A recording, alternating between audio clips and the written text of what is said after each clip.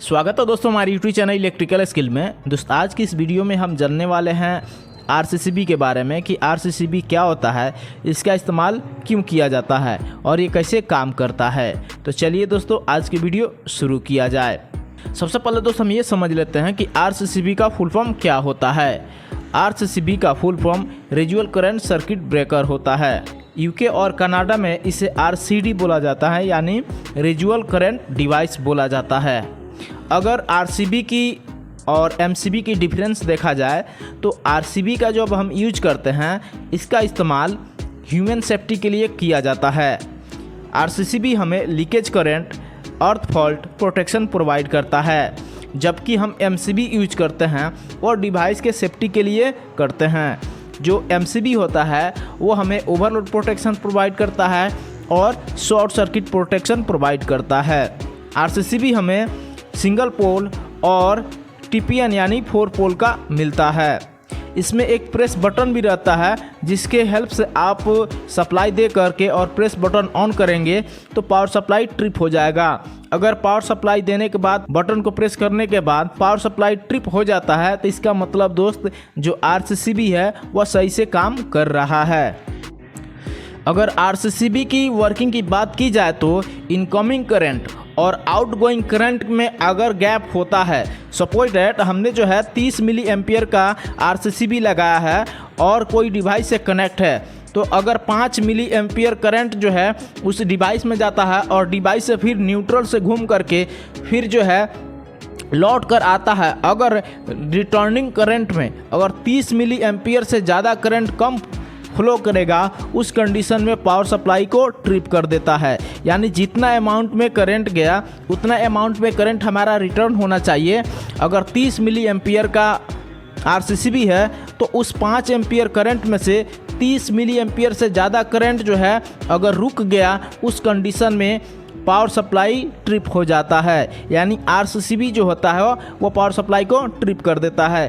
ठीक उसी प्रकार से अगर आपने 10 मिली एम्पियर का कोई आरसीसीबी लगा है और उस सर्किट में 50 मिली एम्पियर करंट फ्लो कर रहा है तो रिटर्निंग टाइम में अगर 10 मिली एम्पियर से कम करंट उधर ही रह गया, यानी आपको जो है 30 मिली एम्पियर आया या 35 मिली एम्पियर आया, 10 मिली एम्पियर या 15 मिली एम्पियर अगर उस सर्किट में ही हो गया उस कंडीशन में जो है पावर सप्लाई को ट्रिप कर देगा।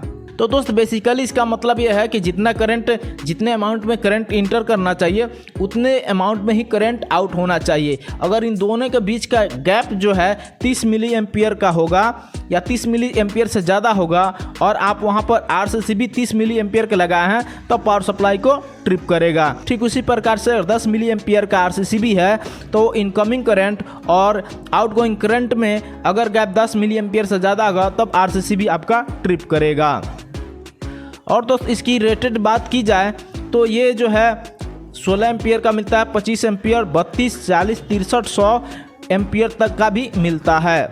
आरसीसीबी को कनेक्ट करने से पहले आप जो उसका डायग्राम देख सकते हैं कि किस साइड में आपको लोड कनेक्ट करना है और किस साइड में आपको जो है मेन पावर सप्लाई को कनेक्ट करना है और उसका किस साइड में न्यूट्रल कनेक्ट करना है। आप यहाँ पर डायग्राम भी देख सकते हैं दोस्त। यहाँ पर इसमें जो है एक फेज हमारा कनेक्ट है और दूसरा न्यूट्रल कनेक्ट है।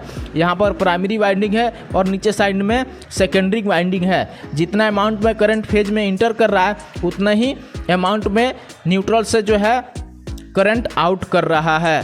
तो इस कंडीशन में जो है हमारा आरसीसीबी सही से काम करेगा और जैसे ही इस आउटगोइंग यानी सेकेंडरी कॉइल से जितना मिली एम्पियर का आरसीसीबी है उससे अगर ज़्यादा करंट इधर ही रुक गया, आउट नहीं हुआ, उस कंडीशन में पावर सप्लाई को ट्रिप कर देगा। और इसमें दोस्त आप देख सकते हैं ये टेस्ट बटन दिया हुआ है। इस टेस्ट बटन से हम प्रेस करके देख सकते हैं कि जो हमारा आरसीसीबी है वह सही है या नहीं। आप इसका भी डायग्राम दोस्त देख सकते हैं। यहाँ पर फेज से हमारा पूरा पावर सप्लाई जा रहा है और सेकेंडरी से कॉइल से होकर के न्यूट्रल के माध्यम से करंट आउट हो रहा है। लेकिन आप ऊपर देख सकते हैं यहाँ पर फेज में एक केबल जो है शॉर्ट किया गया। इस केबल से ऊपर रेजिस्टेंस में लगाया गया है और रेजिस्टेंस के बाद पुश बटन है और पुश बटन से इनकमिंग साइड में न्यूट्रल पे वायर कनेक्ट किया गया है।